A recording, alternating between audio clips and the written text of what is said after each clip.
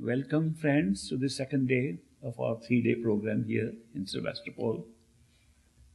I'm very happy to spend these 3 days with friends and making new friends and meeting old friends here. Yesterday, we spent some time in understanding the importance of a living master.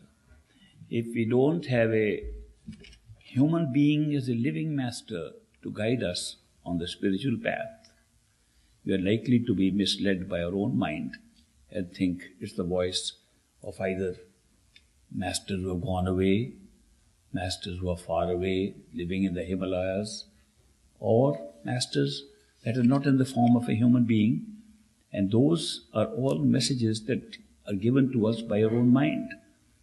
And the mind is our greatest obstruction to discovering who we are. Therefore, only a human being with that kind of awareness, where he can see us and see himself at another level, can tell us what we are hearing is our mind's voice or really truly a divine voice guiding us. Therefore, a human guide, living guide, is necessary. We also mentioned that the secret of the spiritual path lies within us. There's nothing to be found outside. So much so that even the true master is within us. The outside human being that functions as a master is a temporary affair.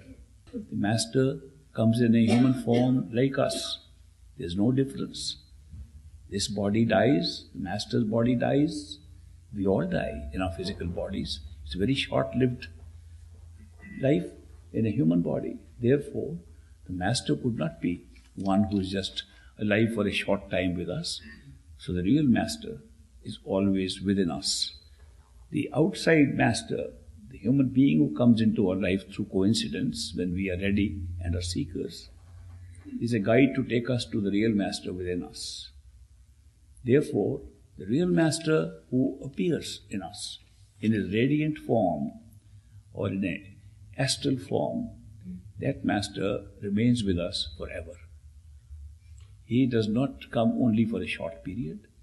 Once you establish that contact, after being initiated by a perfect living master in the human form, the inner master remains with us forever.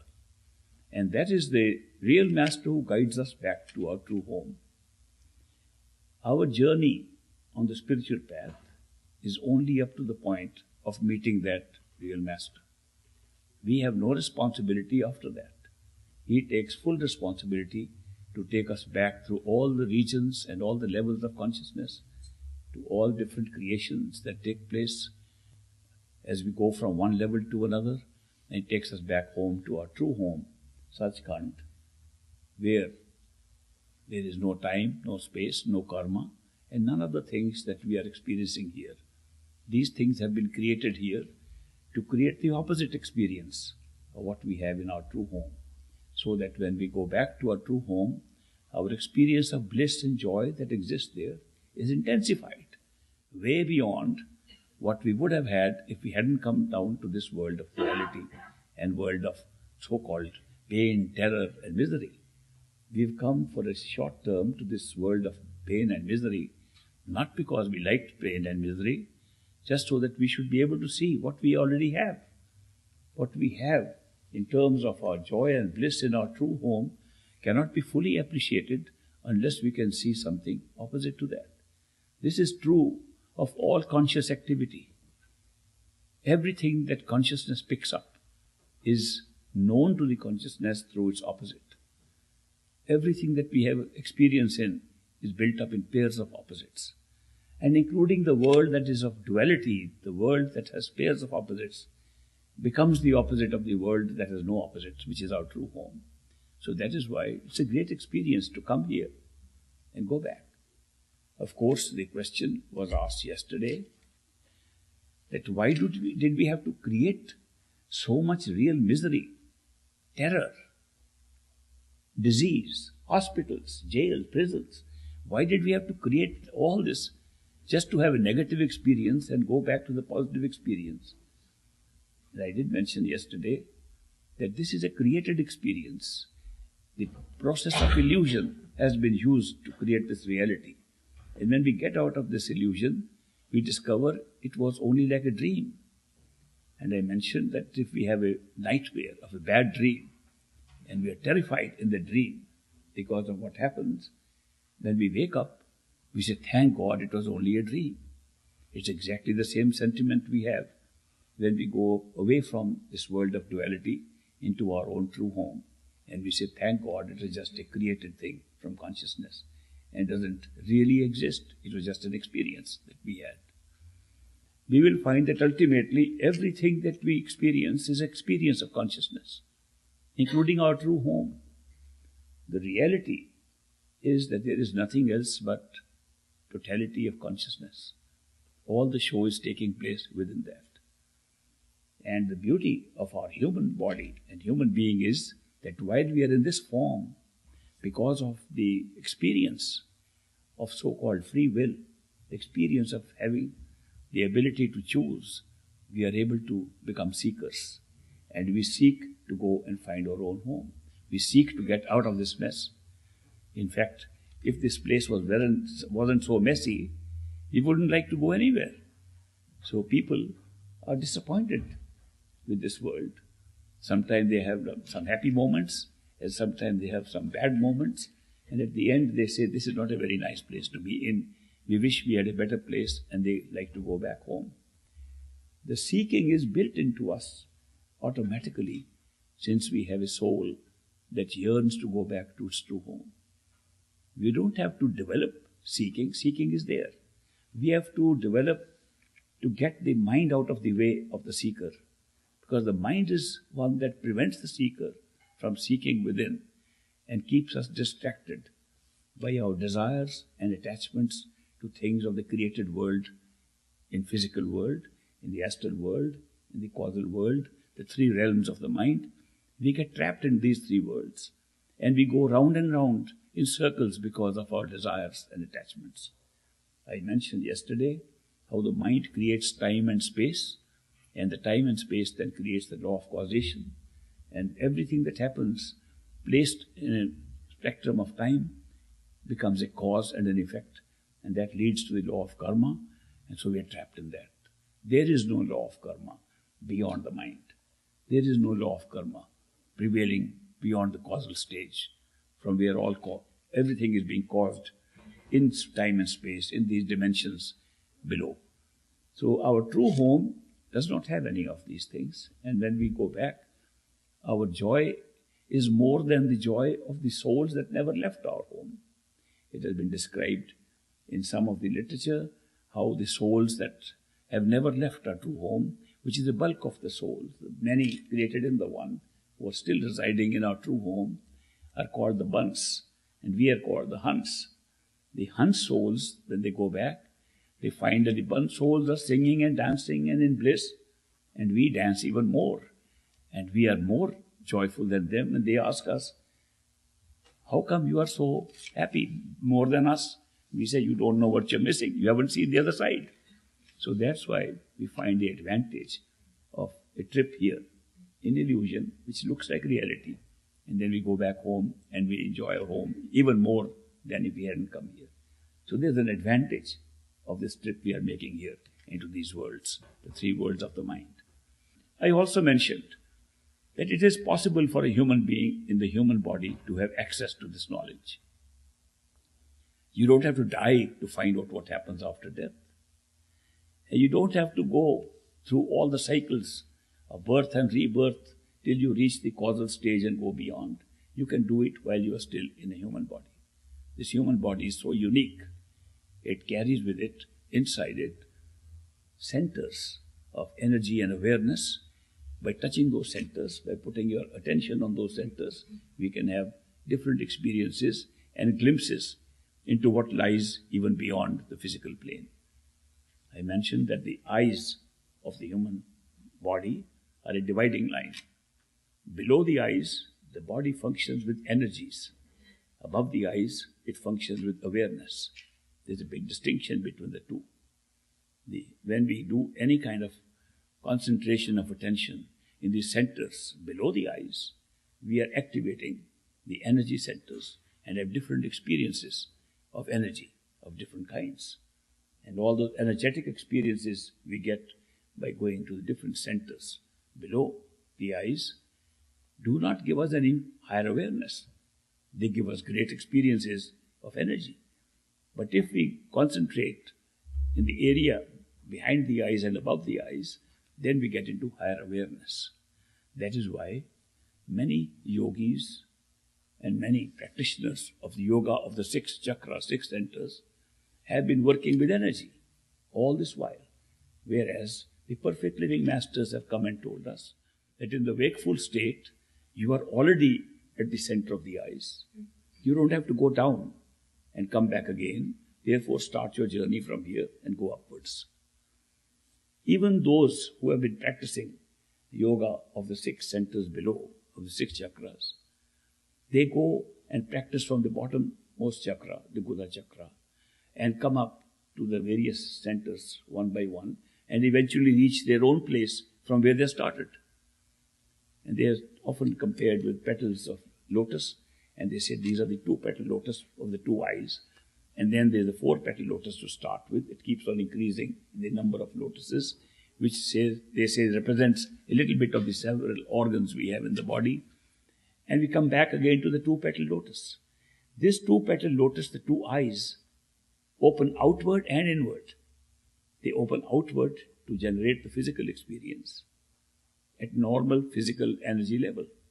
They open inwards to start another journey of six centers that are the And and the Brahmand, which represent the astral and the causal stages. From the center of the head, they go upwards and go into Sachkhand, which are another six centers of journey. So there are 18 centers in all. And most of the yogis have been confined to the six lower centers, without any knowledge of what is happening in the remaining 12 centers of awareness. The perfect living masters come and tell us, we don't need to go down. We need to go up. I have met my friends in this country and in India who have been practicing the yoga of the various centers below. And they had some difficulty to collect their attention back, even to concentrate behind the eyes, because they were so used to going down. It's much easier to go to a lower center. It's much easier to concentrate your attention on the heart center, for example, than to concentrate your attention on the third eye center behind the eyes. We are used to dropping the attention below. When we go to sleep every night, we are dropping our attention anyway. Though we are unaware of it, the dream state, which represents another level of experiences, occurs because we have dropped our attention from the eye center down to the throat center. I mentioned how it can be tested out by anybody. When you are going to sleep at night, you just close your eyes and touch your eyes like this. The more drowsy you get, the more close you are to sleep. You try to touch the eyes and you touch your nose, you touch your mouth. Which means that what you think is the location of your eyes keeps on dropping by itself. When you're dreaming, if during a dream somebody could touch one's eyes and you just touch the physical eyes, you'll be touching your throat. Some yogis are able to do that. They're able to move the physical body while they're still dreaming. We all move our physical bodies while we're dreaming. The eyes are always in motion when we are dreaming. They call them the rapid eye movements, the REM. The rapid eye movement is indicative of what kind of dream we are having. Other limbs also move during sleep. They have taken so many pictures, videos of people sleeping and dreaming. And the videos show how the physical body in a bed is also tossing and turning depending upon what kind of dream they are having. And those videos are linked with waking up those subjects in the middle and recording what they are seeing. And when they wake up in the morning, they forget that they had any dream at all. We all dream several times a night. It's a necessary way to relieve the tension of wakefulness that we go into sleep. But every time we go to sleep, we allow automatically the focal point of wakeful eyes to drop, and it goes down. In deep sleep, during dreams, it drops even further down to the heart center. The yogis are able to drop it even further, and by practice of asanas and so on, They can take it even down. But these are all different experiences we are used to. Therefore, people who practice meditation by taking their attention to the lower centers find much easier than this business of trying to concentrate behind the eyes at your eye center. Because here we are reversing the direction of flow of attention. Our attention has been flowing from within, outside. We have been looking at things, working with things in this world by projecting our attention from within, from our conscious centers in the brain in the center, to things that are outside. It's a one-way street. We throw our attention and pick up what we are seeing. We have never withdrawn our attention anywhere towards the origin of where the attention is coming from. The secret of meditation, the secret of good meditation, of successful higher meditation in awareness, is to withdraw the attention behind the eyes, reverse the direction of the attention. Instead of it going out, it should be pulled backwards. Actually, people are so used to concentrating attention on something without realizing all concentration of attention on something is an attention going out. People make a picture, people put a drawing, they make a circle on a wall and look at it and think they're concentrating their attention. They are concentrating their attention, but not withdrawing it. Withdrawal of attention is the opposite of concentration of attention on an object outside. We don't practice withdrawal of attention. We only practice concentrating on something. So much so that even some of my friends who have been initiated for a long time come back and tell me that they sit behind the eyes by looking at their own picture, looking at themselves, that they are sitting behind, they are seeing the little self of themselves and concentrating on that. Little realizing that the little fellow sitting inside your picture that you're making of yourself is not inside the eyes, it's outside. People think that if you close your eyes, you are inside. The darkness you see when closing your eyes is outside the eyes, it's not inside. You are not used to it. You are used to seeing everything from these eyes outside. You're not used to seeing what is behind the eyes. To see something behind the eyes, you can't turn the eyes backwards. You don't see with these eyes, but you can see it by another process. A very simple process, which we call imagination. Supposing you imagine you're sitting on top of this building. You are not there, you are sitting here. But your imagination can place you on top of the building. Supposing, as great master used to say, that you imagine you're sitting on top of your finger. Even there, you can imagine you are there, you are not here. You can then bring down and take your imagination sitting inside the head. This exercise pulls you back more than any other exercise of trying to concentrate attention. That is why the secret of meditation, which we miss, sometimes we miss for years, even after being properly initiated into the techniques and the method of meditation, is that we think by closing our eyes, we are already inside our head, and that we can make our own figure sitting there, as if we have to watch a little being sitting in the little head of ours. That's a mistake, because when you look at that little figure sitting inside, that's not you. That's an image you're creating. Who are you then? You are the one looking at that image. You're behind that. You're behind and looking at that image. Moreover, I'll tell you something very interesting, that if you see an image of yourself sitting in the middle of the head, then you bring your hands up again to the eyes, and you will find that your hands will cross the image which you are seeing, showing that the image was outside and not inside.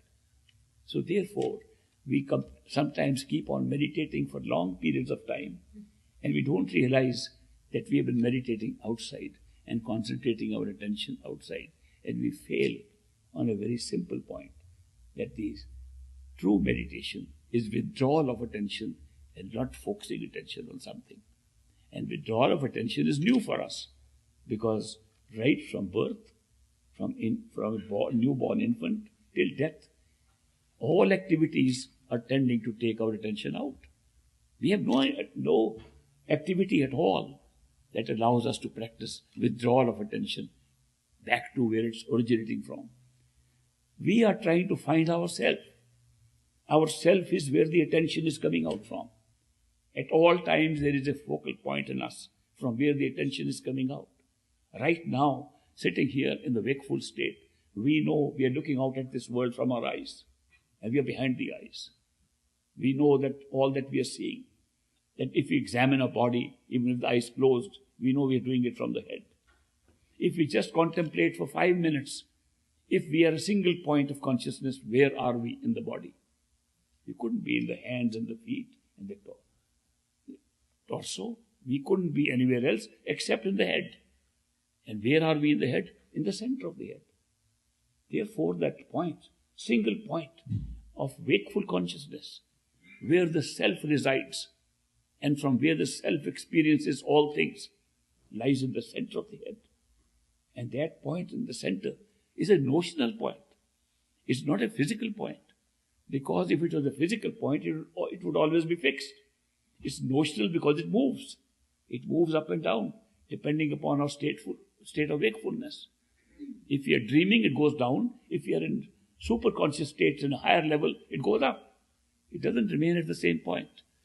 Yet, as a notional point, during our wakeful state, when we start our meditation, it's important to remember that we have to withdraw our attention to that point, not focus on something away from it. To withdraw the attention to that point behind the eyes, we have to imagine that we are there. That's the best way to do it. Imagine you are sitting. In order to imagine you are sitting in the head, in the center, you have to have a different kind of picture of your body and of your head. You have to imagine your body is a house in which you live. And there are several floors to represent the different levels of energy in the different chakras. There are 6 floors of this building, which we call our body. And the 6th floor is right behind the eyes. In the 6th floor, you can make a floor. Imagine there's a floor, actual floor in this building. The building is made in an odd shape like a human body. And you are at the 6th floor, sitting in the center. You have got a nice imaginative chair, you're sitting on it. You've got a nice rug, you're sitting on it. Start from there. Because when you imagine you are at a certain place, you're pulling your attention there. So knowing that you are actually in the center, you will not be looking at yourself. Nobody ever looks at oneself.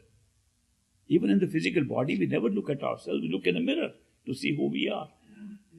We have no way in the eyes to look at our own eyes. Nobody can look at one's own eyes. You can't look at yourself, even as a physical body. How can you look at yourself when you're meditating?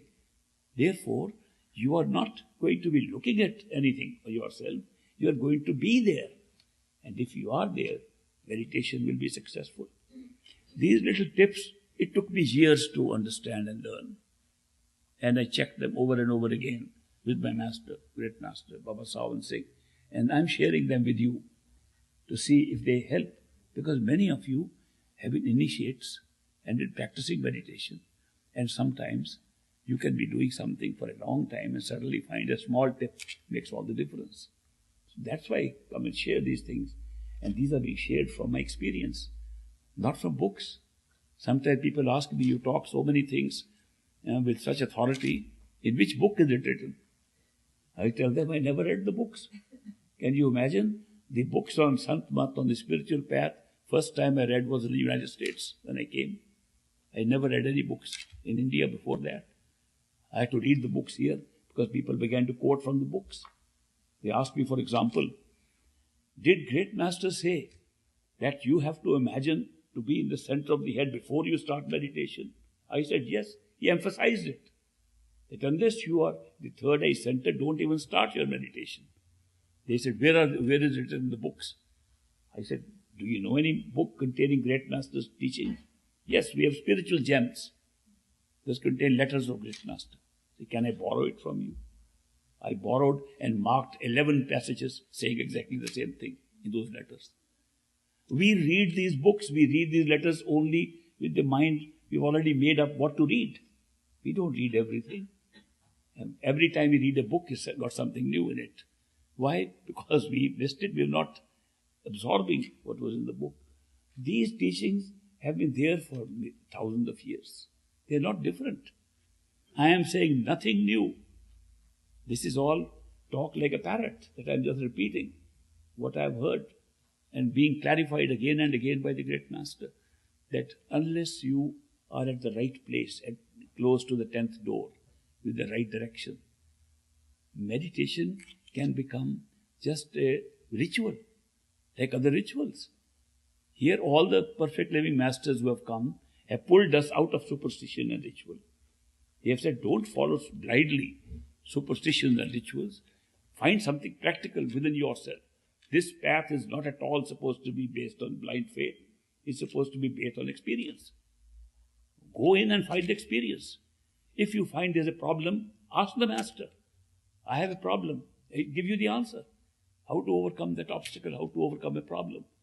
But we sometimes take it like a religion and follow every day. We are going into our satsang. Every day we are going according to the instructions. We are following our meditation and get nothing out of it.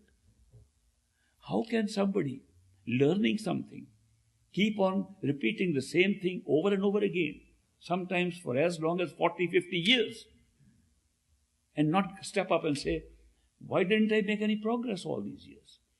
Where is something wrong in this method that I should keep on doing the same thing, have the same experience every day, and not move forward at all? Isn't it a legitimate question to ask? And who did you ask this question? Your master. He told you to do it, and he says he will give you the answers. You must go and ask these questions. So therefore, I am emphasizing the importance of some of these things, that you don't make the spiritual path into a ritual. Don't think it's just a blind thing that you have to follow just like religion. And one day you will find the truth somewhere else. The truth must be found now. This is the difference between the path of the masters and all other religions that promise you heavens after death. This one says, if you want to find a heaven, find it now. Find it while you are alive in this body. And we can do it. It's all sitting there. It's nothing to be cultivated. It's lying in us. Our true home lies in each one of us at all times. There is no distinction whatsoever between race, country, color of the skin, or what clothes we wear, what language we speak. Doesn't matter at all. We all have the same thing, including the masters. Whatever a master has, we have that too. The difference between a perfect living master and us is only this much, that we have the same things. They know it, we don't. They have experienced it, we haven't. They have gone through that, we haven't. They have realized it, we haven't. That's the only difference. It doesn't mean that they have something extra. Perfect living masters come into the human form just like us. Born, grow up, die just like us. And yet their consciousness is awakened to the level where they can see how this whole show was generated, how it originated, in what levels it has passed. And you can go through all those levels one by one with their guidance. Not only guidance, in their company. That's the best part. Their promise is, when you get initiated by a perfect living master, he says, come to the railroad station, we'll travel by train together. Come to the airport, I've got the tickets for both of us, and we'll fly together to our home. They don't say, we're telling you the way, now you go. Unlike many teachers. The teachers teach us the method and say, go. The masters say, come. They don't say, go. They say, come up to the point where we are waiting for you, and we'll go together.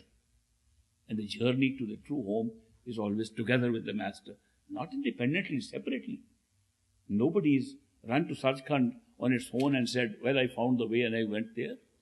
Because the mind is a very big block. It never lets you go beyond the causal plane. The mind thinks that this is the self. And when we misidentify ourselves with our mind, we get stopped automatically because we can't even know who the self is. We don't even realize mind is merely a machine, and we just get stopped there. So I am overemphasizing this point, that please make practical use of meditation. Do not leave it as merely something to be believed in. And we went to temple, and now we go to satsang. We went to church, now we go to satsang. In the same way. We believed everything there, now we believe something here. We had one religion, we found another religion. The path of the master is not a religion at all. You can have any religion, practice any religion, go and follow any system of life, and you can still find out what's inside you. What is inside you does not belong to any religion. It belongs to all humanity. It belongs to every one of us. Therefore, the masters are teaching something so universal, so common to all of us, that they don't discriminate. Okay, if you are in my group, you'll get something. If you're in another group, you won't get it. No master ever says that.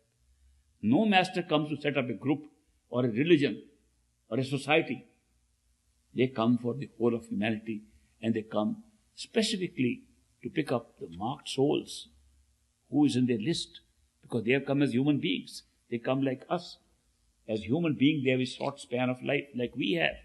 In their short span of life, they have been given a designated number of souls who they must take home, because those souls made an agreement at the time of creation itself in such fun that if we are unhappy in the created universe, how will we go back? What's the key? We have to go turn it back to our true home. And the key was, okay, when you are fed up, a perfect living master will come into your life by coincidence and will bring you back home. This is our own arrangement we made before we left our home. And now they come specifically from time to time with their own list of marked souls. They will take those marked souls home. Of course, because they come with all that awareness and consciousness, so many other people who are not the marked souls get great benefit. Each one of them gets marked, and gets marked for future masters, sometimes for the same master. I once read that when was the marking done? When was the soul marked to come back home? And I said, it's a very difficult question, because there is no when in such kind. There is no time there. You can say now, you can say yesterday, you can say tomorrow. It will mean the same thing in our true home. So therefore, the when does not arise there. Therefore, it's appropriate to say, when a master comes here with that level of consciousness of his own true home and functions here with that consciousness while he is here with us, he does not call the marked souls. He marks the souls he called. It's the same thing. This is a very difficult thing for a mind to understand, who puts everything in time and space. He put everything in cause and effect. And we apply the laws of when and where to our true home, where when and where does not exist. Mind cannot appreciate that. Therefore, we make stories to show we left our true home, then we go back there. When we go back there, we'll find we never left it. Then what will happen? We'll say, what happened then? If we never left our home, what was all this journey about? All the spiritual talk about going back home? We find we never left our home. We left the consciousness of our home. We left the awareness of our home. And all we've got back is to get back awareness of every level that was created and back to our original level where we always have been. If we had left our home, the whole thing would have been destroyed. Because it was one totality of consciousness that was unbroken, is still unbroken, will always be unbroken. But the mind cannot understand it. So we make it into a story form to put it into a context of time frames, events. This happened first, this happened later. These things are all made up by the mind. This first and later and last, all this time frame is a mental creation and does not exist in our true home. So we are unable to describe our true home. Even to describe a single step above the mind, where there is no time and space. And yet we say the individuated consciousness, the soul of a human being, realizes, I am a soul. I never was the mind. I never was the body. I never was the sense perceptions. These were all covers I was wearing upon myself to have experience. Even to have that single experience beyond Brahm, beyond Creator of this universe, in Par Brahm, where there is no mind, even to have that single experience of who you are. Imagine all that you are witnessing here in this world is compressed into 0 point. All the time that you have known here, past, present and future, is compressed into 0 time. All space is 0 space, 0 time, and yet everything is alive in that. How can the mind think of it? It's beyond mental comprehension. And that's the truth. The truth is that everything is experienced at once. And there is not even at once. I'm just using a word. It's impossible to describe with our minds and understood with our minds what lies beyond the mind. Therefore, we make stories of those places. All made stories. All the mystics have done it for the sake of just sort of inducement that we should be able to travel on this path. In fact, I asked Great Master once, I said, when you say there are wonderful, beautiful things inside, that our astral plane and where all the heavens exist is so wonderful and beautiful, are you not bribing us? It's sort of bribery to make us do meditation. He said, yeah, it is. He agreed. He said, it's an incentive. Otherwise, we are so trapped, so overcome by the attachments we have made, so tied up by these desires and attachments that have brought us here, we never try this method. Nobody wants to try. We want shortcuts. Go to a river, have a dip, and you are saved. Go to that place, and you will get salvation. We like shortcuts which should exist in the illusion of this created world. We don't want to go and find out how the world is created. We don't want to find out who we are. We say we are the body. Or at the most, maybe an inner body. We don't realize that these are just means given to us to have different experiences. The mind itself is an accessory, a machine given to us to have an experience of time and space. It's an experience of karma. We like that. Sometimes we don't like it. But the fact that you can expand 1 million events, 1 trillion events, which have been packed into 1 second, and then to expand them into millions of billions of years and go over it, it's a great experience. A created world with no time and no space is expanded through the help of a machine, a computer called the mind, and creates a whole past, present, and future. Isn't it a great thing? We are having that machine and using it, and we don't appreciate it. Instead of appreciating what we are doing with this machine, we think we are the machine. That's a big error to make, that we are the machine. Machine is advising us what to do. The nature of time is so different from what we are experiencing it. True time is not what we think it is. We think that the future is not there yet. We have to travel to the future. Time is passing and we go to the future. The past has gone. It created events and they've gone back and therefore created history. If we find the truth that all the future is already laid out, all the past is already laid out, that time never moves, that time is absolutely still and stationary, with all events already built into it forever, from eternity to eternity, from infinity to infinity. All events have been built and produced by the mind outside, and we are time traveling on it. That we are traveling from moment to moment and having those experiences. That there is no difference between the time travel and no difference between space travel. Like we want to go from here to Chicago, we want to go to Chicago. I know Chicago is there. I'm not saying when I go, Chicago will come. I say Chicago is there. And I will travel on the way, I'll meet these things, and then I'll reach Chicago. We don't look at time like that. That the future event is there. As we move on time travel, we'll reach the future event which is sitting for us, waiting there. The truth is, the creation has taken place in that way. How can we find it? When we look up from where it's created, not from here. You can't understand it from here. It is the nature of time.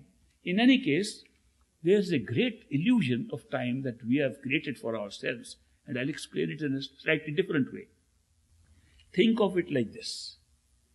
Everything that we are experiencing is happening in now. N-O-W capital underline now. The so-called present. Every nanosecond after the now is past. Every nanosecond in front of the now is future. Now has no time whatsoever. Not even a nanosecond. Then where are we experiencing all this if there is no time? The moment I say now, it's become past. Before I said it, it was future. Where is the present? What is the dimension of present? Just consider it. Zero dimension, even now, right now. Then what are we calling present? Why do we say we are talking in the present, we are listening in the present? We are calling an immediate past as present. What has just happened, we say it is present. Present has no time. Okay, let us look at another way. What is past? If we can't experience anything except now, we couldn't be experiencing past. How do we experience past? Through memory. No other way. Nobody can experience the past except through memory. We can remember it, but we can't go back into it. Therefore, the whole of the past is merely remembering it. Okay? There is no time in it. It's just a memory in the now. Look at the future. What is the future? The future consists of an activity in the now called hope, fear, anticipation. Think of, we remove these three words from our dictionaries and our languages. That nobody can hope, nobody can fear, and nobody can anticipate. Which is, of course, the same anticipation. Hope is positive and fear is negative. Anticipation is neutral. Supposing we cannot hope for anything, cannot fear anything, cannot anticipate anything, there is no future. Nobody will experience any future at all. Have you ever understood this? That we are creating all future by this simple activity which is taking place in the present, which is now. Therefore, how can we say that there is a future? Because hoping, anticipating, fearing is taking place in time, therefore it's immediate past. If you look at it very carefully, the future is all past too. Past is past and present is no time. We are experiencing all this illusion of time in no time at all, right now. What a great illusion we have created that we think time is flowing like this. All these things that have been made up like that, we are experiencing in a real illusion. And only a little contemplation, little meditation, taking you to 1 or 2 steps higher can reveal all this to you from inside. You don't have to contemplate outside. You don't have to apply logic and reason. Apply experience to it. And look inside and see how it's being generated. These experiences are being generated. So I am only mentioning this. Sometimes there's intellectual curiosity for people to know these things. And for those people, they will contemplate that really there is no time. Today even scientists are beginning to say that we do not know the nature of time. It's so different. And more, Einstein threw a big spanner by saying time is different at different points in the universe. He said even in different parts of space, time is different. That itself is a big spanner. And there is in Boston, there's a planetarium, which I saw in 1963. In that planetarium, they show twin brothers. One stays on the ground, the other goes on a fast-moving vehicle. The vehicle goes to half the speed of light. And as the vehicle moves, they're talking to each other. And the flying vehicle, the brother talks from there in very fast words. He keeps on moving very fast. And this brother says, "Why are you talking so fast?" He says, "Why are you talking so slow?" And ultimately, they can't even understand each other. And the brother who has had a big trip at very close speed to the velocity of light comes back and lands after 15 minutes. He looks at his watch, it's 15 minutes, and finds his brother lived for 65 years, had a family, and died in the same 15 minutes. And this is not metaphysics, this is physics. This is astronomy. This is today's astronomy. They found out that time is at different speeds is different. They've also found out that the way we are experiencing time today is based upon the acceleration we are having in space of the Earth and the galaxy. That we are moving at a certain velocity, that's giving us the experience of time. This is physics. This is not spirituality. But you can find all this out and much more details of it just by going within your own self. True knowledge is all inside us. Outside is very limited knowledge, very peripheral, uncertain knowledge. It keeps on changing with new discoveries. The knowledge inside is very certain. It gives you the origin of knowledge itself. That's why The spiritual path that I talk of, which great master taught, is do not rely upon anything outside. Rely upon inside. I mentioned the number of words that come with the letter S that have affected my life. Like Sant Satguru, Savan Shah, my master. That satsang, sound, shabad, they matter so much. I talk to you a little bit about satsang. What is satsang? Satsang is sitting with a co-traveler and talking about the spiritual path and talking about the master. That's what it is. Satsang does not need a crowd of people. Two people can have satsang also. If two people sit together and talk of the path and the master, they are doing satsang. Doesn't matter in what context they are talking, it is satsang. Or you can have a larger crowd of people all listening to things about the master, about the spiritual path, is satsang. Satsang, the word itself means sat, truth, sang, company. Company of truth. That you are talking of something that leads you to the truth. So satsang is important. But supposing the satsang turns into something else, it's no longer the real satsang. Supposing we say, oh, we had a very nice satsang, the food served was so good. Excellent. Oh, we had a bandara, it was such good food. And we enjoyed it. And then after that, we had a big discussion on where to have the next satsang. Aren't we missing a point somewhere? Satsang is confined to talking of the path, sharing information about the path, getting inspiration from each other. Whether they're 2 or they're 200, 2,000, it doesn't matter. The number doesn't matter at all for satsang. What is the importance of satsang?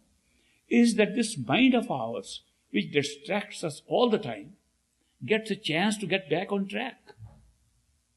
Otherwise, supposing you don't have satsang at all, you are giving a very free rein to the mind to go in any direction. People have just gone away from the path. I get emails every day. I was initiated so many years ago. I stayed away for so long, there was no satsang there. There was nobody else around there. Satsang is very important to bring us back on track again and again. And that's why the importance of satsang is, great master used to say, it's a fence against this wiry mind that wants to run out. Every time it wants to run out, you keep it within a fence through satsang. So satsang is an assembly where we share this thing. And if it's, of course, the best satsang is where we can listen to the master himself. There's nothing like it. Because the master does not speak from books. He does not speak from what he has learned. He does not speak from what he has been taught or what he has heard. He speaks directly from his own experience. He speaks, sometimes he speaks to us seeing the very things he's speaking about. He doesn't say there is a place where we go to true home. He knows and is seeing and is in his true home while he's talking to us like this. Therefore, a satsang in which a discourse is being held by a perfect living master, there is nothing like it. So you're hearing truth directly from somebody who is experiencing it at that time. It's not a story made up. But the other satsang is, if the master is not there, we get back to what he said and then understand and apply it and try to do meditation. I've always felt, like we did in the Dera in Great Master's time, that we were very often after satsang followed by meditation. We would meditate because at that time we're inspired and we like to do it. And the mind hasn't still rocked us back into our daily activities. So therefore it's a good time to do it. There are groups of seekers I find even in this country where I go and meet them, and they do follow up their meetings with their meditation, and I feel very happy that they are doing something practical. But if it is mere talk, it doesn't help, because mere talk we carry, as Great Master used to say, we put it through one ear, it goes out from the other ear as soon as we leave. We like the satsangs when we are there, and when we leave, it's gone. we get back to our normal, what we call our normal daily obligations and chores of this life. What is the importance we give to the spiritual path? What is our priority in life? When we look at it, very often it's not number one priority.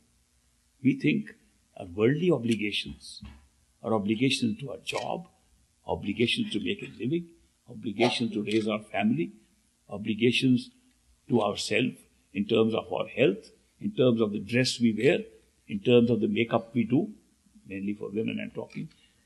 This is more important than the spiritual path. Spiritual path can be assigned certain time and a certain priority. And you can say, I didn't get time now, I'll start tomorrow. We procrastinate more on the spiritual path than anything else. Everything else is more important than the spiritual path. How do we expect results if this is the priority we give to something so vital, something so important, that the human life has been created for that purpose? We realize that why are we human beings is we have an opportunity to open the doors towards inward journey and find our true home. That's the very purpose of being a human being. And we are spending that life in taking care of things which were merely logistical to maintain the human body, and we think that's more important than the main purpose of being born as a human being. Our priorities are wrong. I've often said our whole life will change if we set our priorities right. Priority number one is my spiritual path. All other priorities follow. I cannot ignore that. It comes first. My day starts with that. My day ends with that. I compress everything else in between. Then it makes sense. Then we are making use of our days and nights. Then we are making use of our life that we have got, our human life. Otherwise, with a low priority given and a high priority given to temporary things, and then we don't realize that this body, which we think is ourself, is so temporary. And we are working mostly for this body. We want to maintain the health of this body. What about the health of our soul? What about the health of our mind? What about the health of our sense perceptions beyond the body? We don't care. We're taking care of the body. This should be healthy. Of course, it's good to have a healthy body, to be able to do meditation, to be able to follow the spiritual path. But then this should not be the only priority. We should take care of what's happening inside. This life is short. The life after this is long. The life after that is immortal. It has never been born, never died. Do we care for that? How, if we are going to go to our true home at any time, that will be a long, long stay forever, eternity. And here we are more concerned with the short period that we have in this body. Therefore, we have to change our priorities. We have to put that priority higher. People say the Egyptians, the pharaohs particularly, recognized that this world, this life is so short. We should rather prepare for the afterlife. They said it's equally important, if not more important, to prepare for afterlife than to be preparing only for this life. So they did a lot of arrangements. They say that they even collected the worldly things around themselves to carry them to an afterlife. Tutankhamun's grave was opened and they found so much valuable stuff there, so much gold there, and so much nice trinkets which he wanted to carry. And we poo-poo that guy. Oh, he didn't know that he'll die, he can't carry those things. Little realizing that he carried all of them away. We don't realize how the build-up of the astral experiences. We haven't done it, we have never gone there.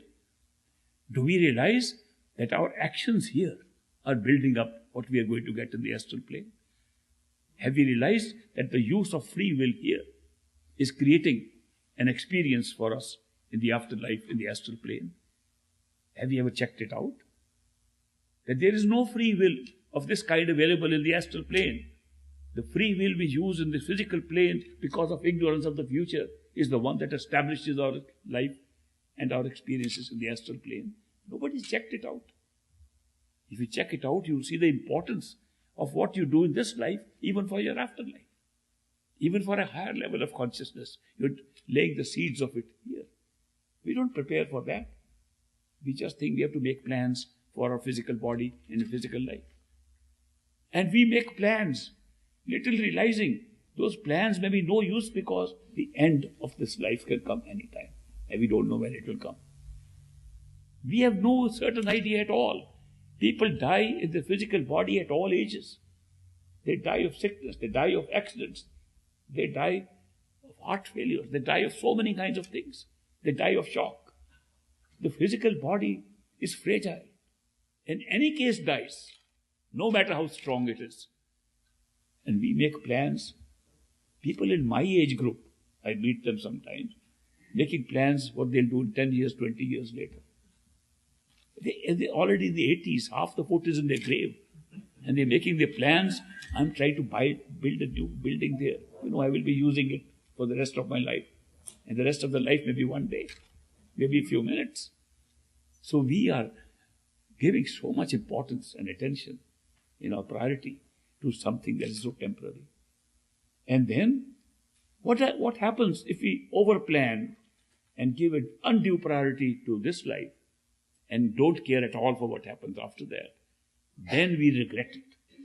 Then we regret when death suddenly overtakes. Oh, I wish I had done that. Oh, I wish I hadn't done this. And all the regrets and guilt and all that suddenly sweeps upon us while we are dying. What kind of preparation is that?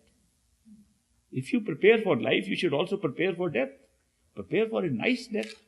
I came, I meditated, I found out the secret, what I could find in a human body.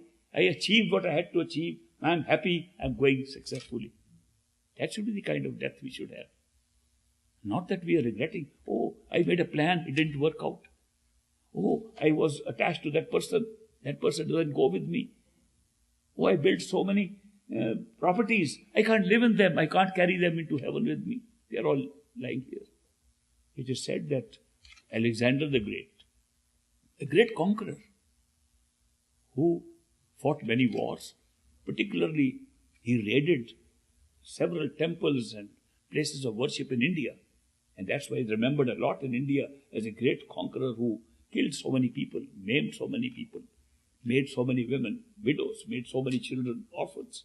He's remembered for that cruelty that he inflicted on people. Why? To gather the gold and the valuables they were stored in those temples. To gather those valuables from this, he bagged them, put them on his horses and camels to take them back to Egypt. On the way, as many of you studying history would know, he died. He could not go back to his own capital. On the way, he found he was sick. His doctors told him, who were physicians who were with him, you have no more time to live. Your end has come. He said, no, I cannot die. A gypsy told me when I was young that I will not die till this earth turns into silver and the sky turns into gold. Unless that happens, I will not die. And that hasn't happened, so I can't die. When he got so sick, they couldn't travel anymore. He had a silver armor, which was laid on the ground for him. And they put it there.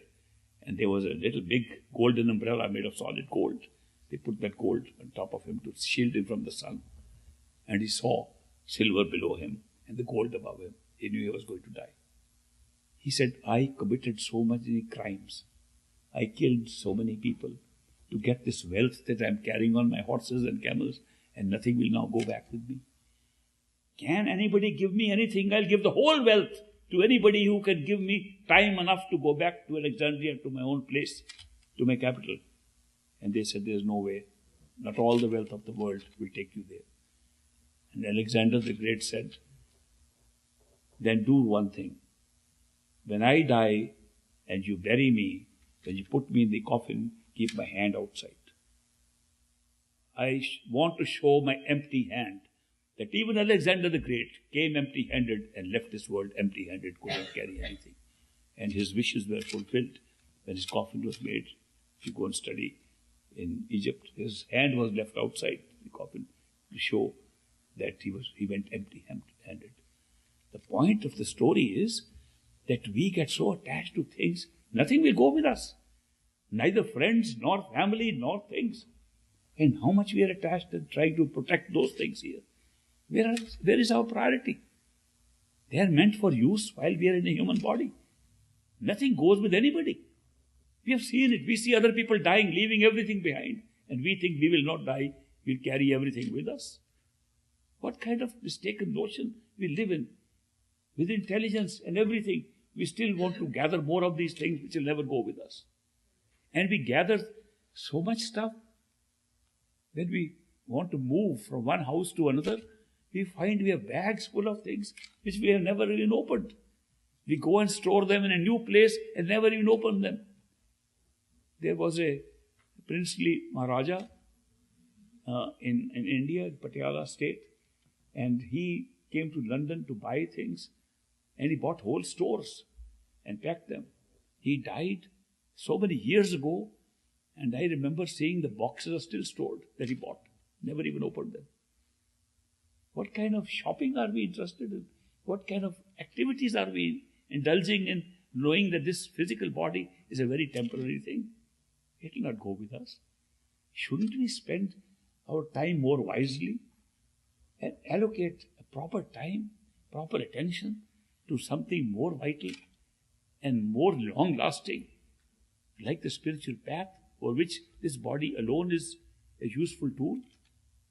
If we become a tree, an insect, a horse, a cat, a dog, we can't do this. If we become an angel, we can't do this. If we become a cloud, we can't do it. The only form in which we can find the way out from here, from this big mess, is the human body, the human form. Why are we not making use of it? It's so important to take advantage of it. Therefore I say, let's check our priorities of life and put them in right order. Let's put the most important need while we have a physical body to go within, find the route that have been told to us, and find our true home, find the entire route to our true home while we are still here in the physical body, and die with great contentment and peace that we came and accomplished what we came for. People keep on saying, what is the purpose of life? Isn't it clear that human life is the only gateway to your own self, to your own truth, to your true home, and therefore that would be the purpose? Where's the question about it? Human life, the purpose is to find your true home, because you can't do it in any other form. And that's why I keep on advising myself and advise everybody, straighten out your priorities. It's all right to enjoy this world. You came for that. We didn't come here to this world to face misery. What did we come here for?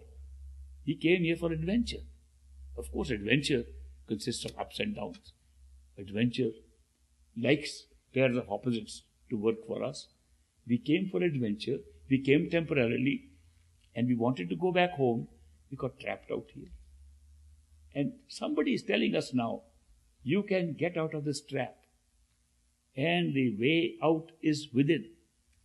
The way out from this mess is within yourself. You're carrying that real temple of knowledge, temple of salvation with you. We run to outside temples built by us and totally forget the temple that's been built by the Creator and given to us as a human being, as a human body.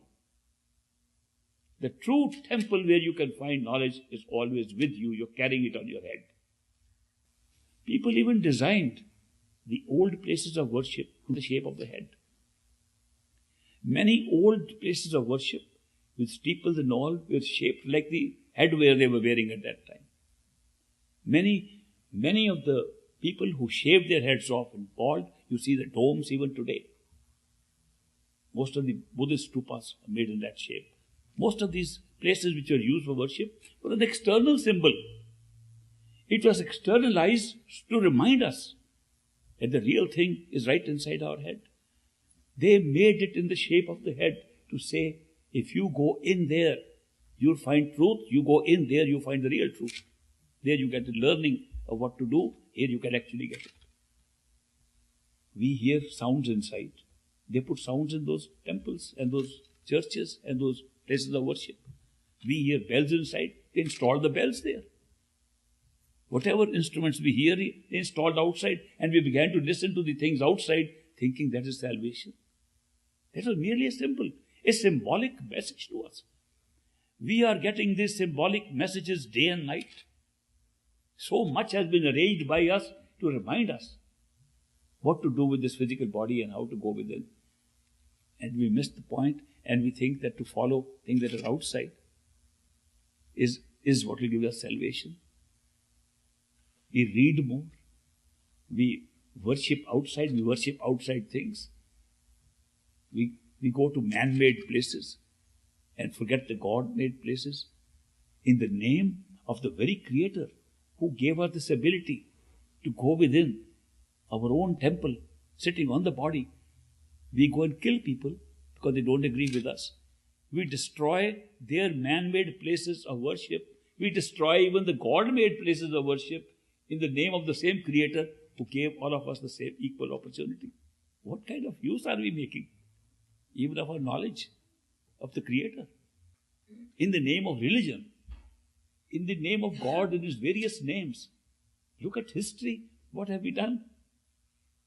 Destroyed the temples that were created by God in order to protect a temple created by a man. And this is odd. Somewhere we have gone wrong with our priorities. So, my sharing with you this information is not to lecture on the spiritual path, but more on setting our own priorities right, so that we can look at our life and say, what was more important? How much time am I giving to this? How much attention am I giving to this? How much attention am I giving to meditation? Meditation is a means. It's not the end. If you say, I meditate all my life, what have you got out of it? It's a means. You have got nothing if you got nothing beyond it. But meditation is a means to an end, and those means of meditation can be used over an extended period of time in our priorities. Somebody asked Great Master, is 2.5 hours of meditation enough to get results? He said, no. How can 2.5 hours put towards discovering yourself against 21.5 hours spent in discovering this world be well balanced? That's not balanced. We sleep, we work, and 2.5 hours we say, now we are thinking of God. It's unbalanced. Where is the priority? But we have to do our work in the world. We have to do a living. We have to do jobs. We have to cook and eat. We have to feed our families. We have to do all those things. How can we do that if we don't give attention to those things and do only 2.5 hour meditation? He explained how meditation can be extended. One part of meditation has always been the repetition of words the Master gives. We call it Simran. And that repetition of words can be done at any time. Not necessarily 2.5 hours. You can do it while cooking. You can do it while walking. You can do it while doing most of your chores. If you do repetition in your head, walking, talking, doing things in the world, you extend the time of meditation. Then there's another way. Why are we trying to do this repetition? To bring the memory and image of our Master, living Master, in our head. What about thinking of Him when we are doing worldly work? What about doing a professional work and saying, Master, you're helping me to do it? The thought goes to Him. It's meditation. If this kind of meditation is done by us, you know what happens? When you go to sleep, you are doing the repetition. You wake up in the middle of the night, your mind is already doing a meditation. When that happens, think of it. You are doing meditation all the time. Great Master said to me, if you do that meditation, you will see that the only time when you need to move off from repetition of these words is when your very intellectually deep question has come up, and you don't want to scatter and have to concentrate on that. He said that never takes more than 2.5 hours in 24 hours. The true meditation is when you are off meditation for 2.5 hours and 21.5 hours during meditation. You're successful. Don't think meditation is merely sitting with eyes closed and doing something. Meditation is if you're thinking of the Master at any time. If you're doing something and saying, Master, you're helping me, it's meditation. If you're repeating the words mechanically, creating a habit in the mind to repeat the words is meditation. Because that habit will continue to make you do the words in the sleep also. These are great tips given to us how to convert meditation from 2.5 hours into 21.5 hours.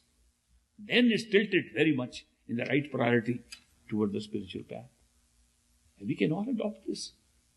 So there are so many of these little things we don't take note of and we don't follow them. I'm sharing these things with you today because very soon, in the next month, I will have completed 76 years of my initiation. They're not a small time. Most of you are not even born when I was initiated. I spent my life criticizing initiation. I spent my life questioning it. I spent my life as a skeptic. I spent my life checking it out and eventually coming back on track and testing it out. And I know that great Master gave us the ability to doubt, question, find out, verify, stay on track, never leave it, and ultimately find what the truth is. He never said, don't question this. He never said, don't be a skeptic. He said, to be a skeptic is great. You will remove the hurdles of your mind if you are a skeptic and ask questions. If you never ask questions, those questions will haunt you, and your meditation, you will never succeed. So, on this path, it's not blind faith. Okay, I've told you, now you go and meditate, don't ask any questions. Whoever says that is not a perfect living master. Perfect living master encourages us to question the whole thing. He says people who have a quick belief, suddenly they believe in something and then they cannot keep it up, lose their faith as quickly as they made it. But those who have questioned and come to get the answers to their questions and satisfy their mind before they satisfy their soul, stay on track all their life and are more successful. Therefore, you must ask questions. If you make no progress on meditation, it's your right and obligation to ask, why am I not moving forward? And your master is responsible for that. Therefore, don't take this like religion. Don't take this path like that. It's not that. It's practical. We did some short sessions of meditation yesterday, just to introduce you to what the route is that we have to take. We'll do more today, if you are agreeable. How many of you would like to do practical meditation? We'll do it this afternoon. We are all like a family. We are all co-travelers. We are all going in the same direction, to the same destination. Some of us have been wavering around and going through different routes, but it doesn't matter at all. The destination is still the same. And I have never bothered about people saying, oh, this was the right path, this was the right path, that's the wrong path. That's useless discussion, according to me. Follow the path which leads to the same destination, a discovery of your own self. Who are you? If you discover the self, you are just one step from discovering God, the Creator. The discovery of the self is the most important thing. If you discover who you are, you will find out very quickly who your Creator is, and that you are part of the Creator. Have been part of the Creator at all times. Thank you for very patient listening.